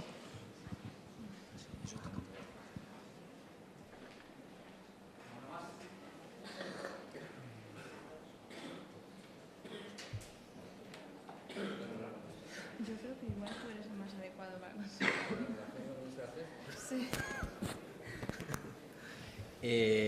Bueno, no sé, me ha tocado como relación con la administración. O sea, voy a poner voz institucional. O sea, no, en realidad nosotros tenemos una relación bastante natural con la administración. Depende un poco, ¿no?, de los casos. Antes un poco contábamos un poco rápidamente. Aparte yo creo que tenemos que hacerla, ¿no? O sea, tenemos que relacionarnos, o sea, con la administración, tenemos que... ¿sabes? Por eso también estamos exigiendo cambios dentro de la administración y en algunos casos intentamos hacer hasta cambios legislativos con la administración y las colaboraciones son muy naturales, o sea, depende un poco de los casos, depende un poco de cómo surgen pues determinadas iniciativas, que van surgiendo colaboraciones puntuales con proyectos muy concretos, puede surgir una cierta colaboración y si hay intereses comunes y encaja un poco una iniciativa con la otra, lo veo de una manera natural de cómo funcionan las cosas, ¿no? O sea, que realmente involucrarse en un proceso, ya sea con una casa de la juventud o con cualquier otra institución, si en un determinado momento existe como un proyecto que puedan aunarse un poco las dos iniciativas, lo veo que no tiene más problema que ese, ¿sabes? O sea, de todas formas, bueno, sí que luego, llegando un poco ya a otro nivel, sí que pensamos que nosotros somos de los que defendemos un poco el pie en la administración, uno dentro y otro fuera, ¿no? O sea, para no perdernos excesivamente. Tenemos como, en este papel un poco de tener como una cierta visión crítica. Antes se ha hablado un poco de este tema, ¿no? Muchas veces las asociaciones, otras entidades, han tenido un papel como bastante clientelar, ¿no? O sea, en el sentido de que como siempre dependen única y exclusivamente de la administración, o sea, al final tu manera un poco de posicionarte frente a ella estás un poco atado de pies y manos. Nosotros nos gusta no tener esas ciertas ataduras, tener relaciones, pero también tener como ese espíritu crítico, siempre digo. Por ahí vamos un poco nuestras relaciones. O sea. Yo también quería responder era una de las cosas que traía pensadas y, bueno, como no traía nada escrito, se me pasó. Pero en nuestro proyecto, la administración, el Ayuntamiento de Gijón fue absolutamente clave. Fuimos a pedir ayuda y nos la dieron, pero además nos dieron una ayuda, en mi opinión, preciosa, porque no nos dieron 12.000 euros o 6.000 euros, sino que nos pusieron en contacto con centros municipales, con escuelas taller y, pues, por poner un ejemplo, nuestro realizador, el chico que decidía la jornada se emitió en streaming, en directo. El chico que decidía qué cámara era de la que salía la imagen era un chico que estaba en prácticas, que lo hizo, vamos, de 10, no, de 20. Lo hizo fenomenal y, bueno, me parece una ayuda bonita porque el ayuntamiento, digamos, que gestionó muy bien sus recursos, nos puso gente con mucha ilusión, nos ahorró un montón de dinero. Para esa figura teníamos presupuestados 2.400 euros. Y al final, bueno, pues fue una cosa... La administración de nuestro proyecto fue clave. En el caso de la Pantera Rosa, por ejemplo, nosotros sí que no estamos cerrados, ni mucho menos a la colaboración con la administración. Más bien al contrario, nos gusta. Por ejemplo, con el propio Servicio de Juventud, pues desarrollamos un taller dentro del programa 12 Lunas, que era sobre el tema de Anonymous. Lo que sí que tenemos claro es un poco, y tenemos el temor siempre de cuando una administración se dirige a un proyecto, digamos, más alternativo, surgido desde la propia ciudadanía y tal, es el riesgo de que hay de cooptación del discurso, ¿no? Es decir, que una cosa que surge con un objetivo transformador, a través de su vinculación con la administración, se le quite ese elemento más revolucionario, más político, y se hace una cosa como con un toque guay, alternativo, tal, pero que está vacío de contenido, ¿no? Entonces, o sea, siempre y cuando el contenido del asunto se respete y realmente sea una relación en ese sentido honesta, pues desde nuestro punto de vista es muy buena la colaboración, porque los recursos públicos pues están para el uso público, ¿no? Pero claro, se tienen que dar eso sobre todo porque estamos en un país donde ha habido unos años donde ha habido ciudades muy modernas, tipo Madrid, Barcelona, y Zaragoza también quería ir como barcelonizarse en ese sentido, que era, pues, claro, simplemente fachada, pero que luego detrás de eso no había más que lo viejo de siempre, ¿no? Un poco retomando el término de viejo que decía antes César. Y luego, ya en concreto, con la pregunta de la Pantera Rosa, no me he querido ahí como enrollar mucho en el proyecto, pero bueno, lo comento brevemente.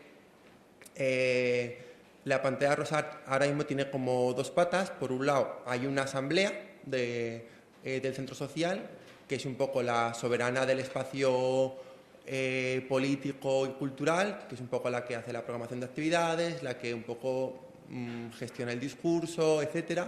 Y por otro lado, en tanto que somos una librería y tienda de comercio justo que requiere ahí pues una apertura, una actividad empresarial, pues hay una cooperativa en la que trabajamos 3 personas que de alguna manera gestionamos esa parte más empresarial del asunto, ¿no? Al principio intentamos hacerlo todo que fuera una asamblea única que gestionase todo, pero luego vimos que había una serie de tareas cotidianas como muy concretas que era complicado gestionar en un modelo asambleario. Entonces, bueno, pues tenemos estas dos patas, una más asamblearia social y una de cooperativa empresarial, que también es, por otro lado, asamblearia, ¿no? Aunque seamos solamente 3 personas. Y luego el tipo de actividades que hacemos pues es muy variada, ¿no? Tenemos desde actividades más tipo de ocio, tipo clase de yoga, tal, actividades culturales, presentaciones de libros, presentamos obras de teatro, etcétera, luego actividades más de tipo social, político, pues los diferentes movimientos colectivos pues organizan allí charlas.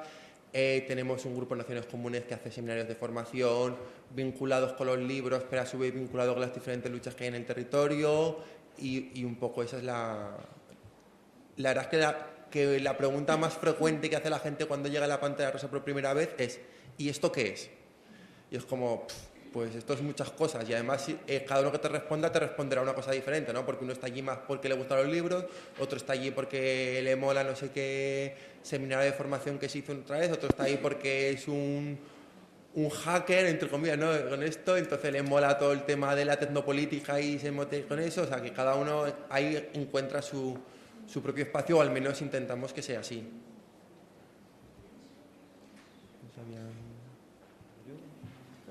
Sobre el tema de la colaboración, claro, que ya responde a intereses de cada colectivo. Nosotros somos un movimiento social y es como he empezado yo mi exposición. Estamos siendo reprimidos en la calle, nos ponen multas y, claro, la colaboración o esa mano que nos quiere atender la administración, nosotros la entendemos, por supuesto, que tiene detrás toda una serie de intereses. Así que para nosotros, en todo caso, tendría que ser una colaboración crítica y estratégica. También depende con qué rama de la administración. No es lo mismo tratar con la Casa de la Juventud, por supuesto, que bueno, otro tipo de entes administrativos, judiciales más enfocados a... Más colaboración más directa, más poder llegar a los jóvenes Por supuesto. Y si a pie de calle se tiene que valorar, por supuesto. Y como digo, no es lo mismo una rama de la administración que otra, pero siempre desde una perspectiva crítica, porque aquí quizá lo que estamos intentando también demostrar un poco es que nosotros desde abajo, con poco presupuesto, con poco dinero, y aquí lo están demostrando el resto de mis compañeros, podemos hacer cosas y podemos hacer proyectos sin que nos tengan que guiar una serie de intereses que, admitámoslo, pues siempre van a estar dirigidos desde una serie de intenciones partidistas, y más en un tiempo de crisis donde pues, los partidos que están sufriendo tanto desgaste y que siguen siendo los que controlan el ayuntamiento quieren rescatar votos de cualquier forma. Bueno, yo en lo que respecta a la administración, claro, ahora mismo nuestra relación es cero y creemos que también una plataforma de crowdfunding no tiene mucho sentido que la gestionen o que se vincule con la administración. En Cataluña está pasando, de hecho se ha montado una plataforma para cooperación y nos parece ilógico. O sea, creemos que los proyectos se tienen que financiar tanto con el crowdfunding como con la administración, porque es insuficiente si solo es de un lado. Entonces, no. Nuestra relación ahora mismo es cero, digamos, con la administración. Y en lo que respecta a potluck, pues mira, potluck significa, bueno, es una palabra indígena canadiense que significaba un intercambio de solidaridad, es decir, no es algo físico, sino yo te hago esto a cambio de que tú me ayudes con aquello. Y nosotros un poco lo adoptamos porque nos gustaba este concepto y adoptamos un poco el lema de yo hago potluck, ¿no? Cada vez que hacíamos una campaña de crowdfunding y tal, y luego nos enteramos que realmente en Canadá todavía sigue funcionando el yo hago potluck. Hacemos un potluck esta noche y cada uno trae algo para cenar y cosas así. Y bueno, y somos una plataforma de crowdfunding basada en recompensas y donaciones. No es tanto la preventa, porque al ser proyectos con beneficio social no entendemos pues, la publicación de un disco meramente, si no estás ofreciendo algo a cambio, algún beneficio, pues que una parte del disco va destinado a un colectivo o algo así, sino que es más bien, pues mira, tú me ayudas a financiar mi exposición, que estoy recuperando la memoria histórica de un barrio a través de la fotografía, y a cambio te voy a dar pues una copia de esa fotografía, o te vas a hacer un retrato que te voy a hacer yo personalmente, ¿no? Es la recompensa o simplemente donación. Te doy el agradecimiento porque, bueno, mi proyecto ya beneficia socialmente y tú me estás ayudando a hacer lo posible y, bueno, se supone que con eso también a ti te va a beneficiar.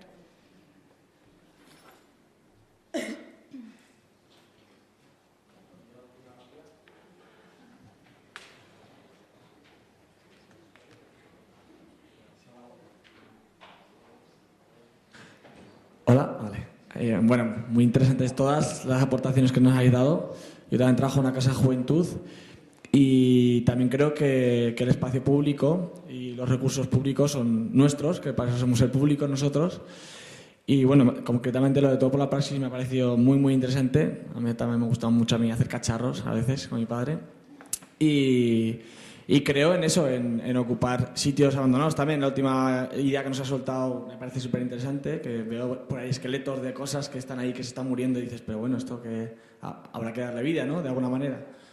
Pero veo una gran traba, que es el problema administrativo. ¿Cómo conseguimos, no sé, hace un año se me ocurrió poder hacer un huerto en el barrio y veo un tema muy complicado de solventar, y pese a que hay espacios muertos seguro en el barrio, pero claro, o se me ocurre hacer una actividad con los chavales en el parque que es de todos y para todos, pero tengo que pedir un permiso al ayuntamiento del cual me deje utilizar el espacio mío, que es mío y de todos del barrio, para utilizarlo. Ese problema me gustaría, si puedes decirnos más concretamente cómo soluciones esos problemas, que me parece más importante porque las ideas están y la gente tiene ganas de utilizar esos espacios, pero luego no se les permite. Entonces, ¿para quién son? Gracias. Joder, sí, es que aparte os toca el temazo, ¿no? O sea, ese es el tema, y aparte ya que hay gente también de la administración, es el momento también de hablar de esto, o sea, para que todo el mundo sea un poco consciente. O sea, por eso un poco también contábamos, por ejemplo, el tema del espacio público, la verdad que es un tema bastante, o sea, nosotros aparte en Madrid que tenemos ya una privatización exhaustiva del espacio público, somos, bueno, vamos después de Barcelona en temas restrictivos a nivel normativo dentro del uso del espacio público. Barcelona ya llega a niveles ya límites, ¿no? Pero es increíble, ¿no? La verdad que es muy complicado acceder, os contaba un poco en el barrio nuestro, acceder simplemente a comunicarte con la administración. No sé si César comentaba antes que era bastante fácil. Para nosotros es complejísimo. O sea, y la manera un poco que tenemos un poco de intentar cambiar estas cosas es pues generar como acumular experiencias donde vayamos intentando protocolizar. Y de esta manera también intentamos un poco hablar y transmitirle a la administración estas cuestiones, ¿no? Que para nosotros son capitales. Antes hablaba también César de transparencia. Bueno, es que ahora mismo, ¿cómo te comunicas? ¿Con qué departamento? ¿De qué manera? Es que es imposible. O sea, simplemente el papel que tienes que presentar para tener una licencia de una actividad de uso dentro del espacio público. Lo que nosotros estamos buscando ahora mismo son los atajos, o sea, es decir, las alegalidades. O sea, donde pues, te buscas un cierto permiso para generar una actividad, pero luego haces otra. O sea, o te amparas en un permiso y te planteas otra.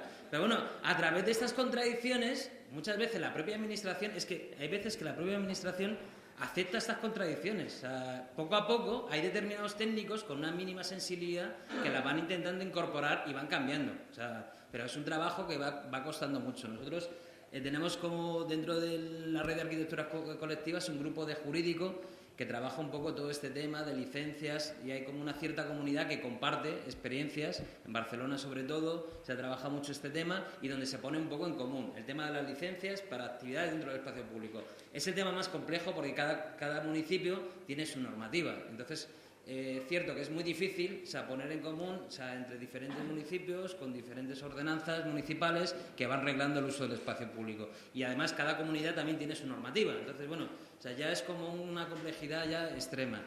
En el caso, por ejemplo, el de los solares, sí que está pasando que, por ejemplo, nosotros hemos llegado a plantear un poco el tema de las licencias de actividad o de un convenio de cesión de un espacio de un solar, un espacio en desuso. En Madrid hemos conseguido ya como 2 o 3 solares abandonados. Aquí tenéis un montón activados por el propio ayuntamiento, otros por otro lado.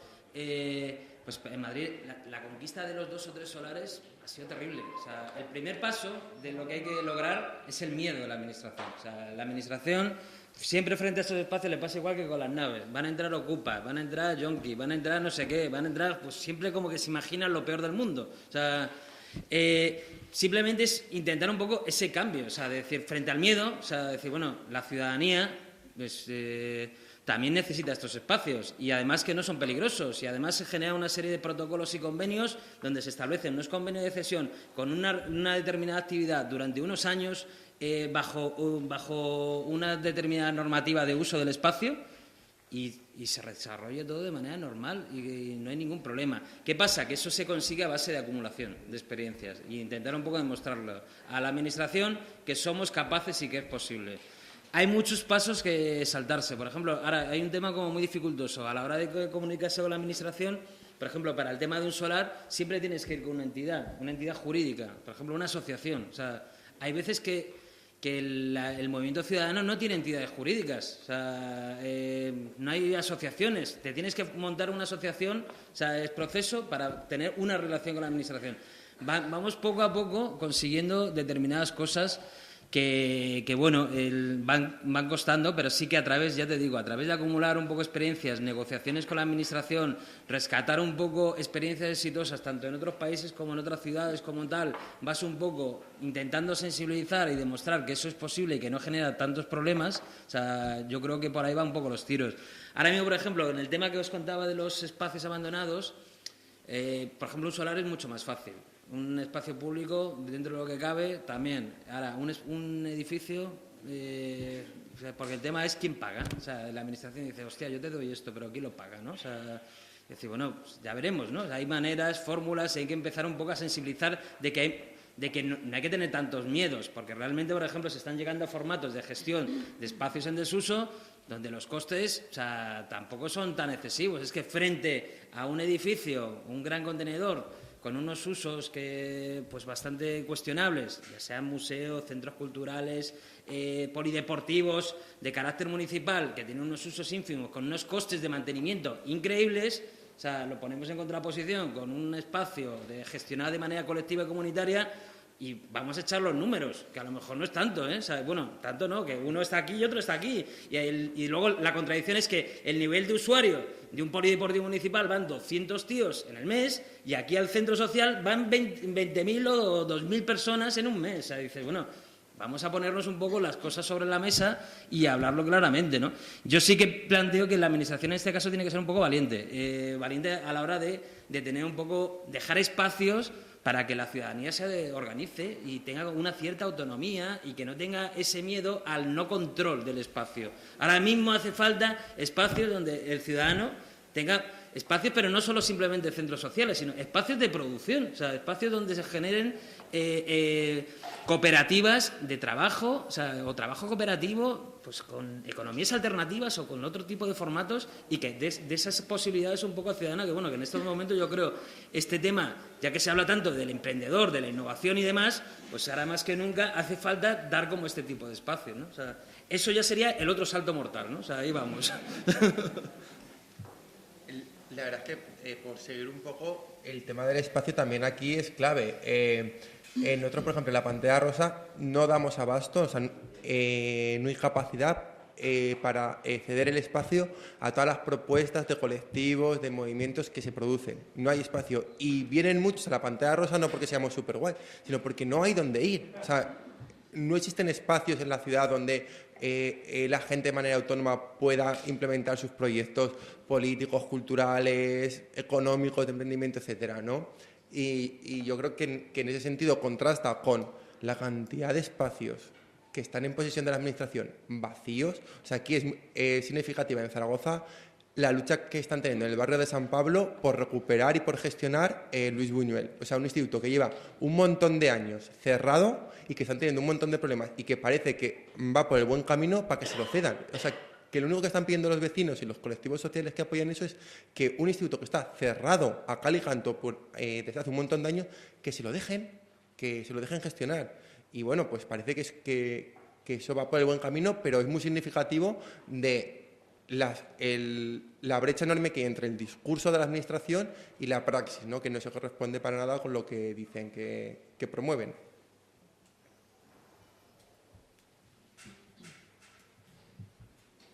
Bueno, pues como no hay más intervenciones, vamos a dar por cerrada ya las jornadas. La mesa ha sido tremendamente interesante, muchas gracias a todos, y no os mováis porque vamos a hacer la clausura con las conclusiones que la relatora de nuestras jornadas, Sonia Cameselle, va a leer ahora mismo. Muchas gracias a todos por asistir. Gracias.